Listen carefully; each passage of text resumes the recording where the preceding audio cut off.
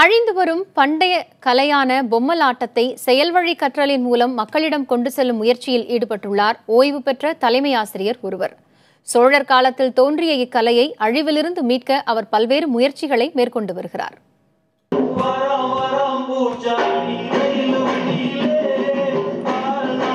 பள்ளியில் தலைமை ஆசிரியராக பணியாற்றி கடந்த 2007ஆம் ஆண்டு ஓய்வு பெற்றவர் ஸ்ரீனிவாசன்.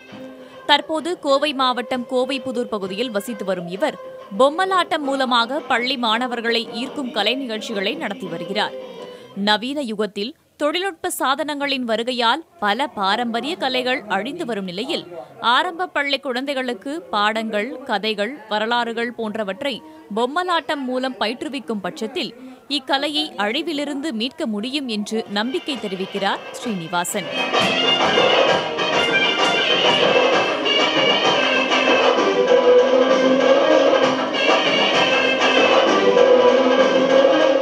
எல்லா தனியார் பள்ளி, அரசு பள்ளி, எல்லா குழந்தைகளுக்கும் இந்த பொம்மாட்டம் போய் கண்டிப்பாக சேர வேண்டும். ஏனென்றால் இந்த பொம்மாட்டம் கொலை என்பது குழந்தைகளுக்கு கண்டிப்பாக தெரிஞ்சிருக்க வாய்ப்பே இல்லை. ஆகையால் என் மூலம் அந்த குழந்தைகளுக்கு இந்த பொம்மலாட்ட கலை கண்டிப்பாக போய் சேரும்.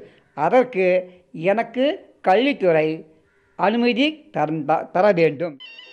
கலை வடிவத்தில் கல்வியை புகுத்தும் போது அது எளிமையாவதுடன் குழந்தைகளின் நினைவாற்றல் திறனும் அதிகரிக்கும் என கூறும் ஸ்ரீனிவாசன், அரசு பள்ளிகளில் பொம்மலாட்ட கலையை கற்பிக்க பள்ளிக் கல்வித்துறை அனுமதிக்க வேண்டும் என்று வலியுறுத்தி வருகிறார்.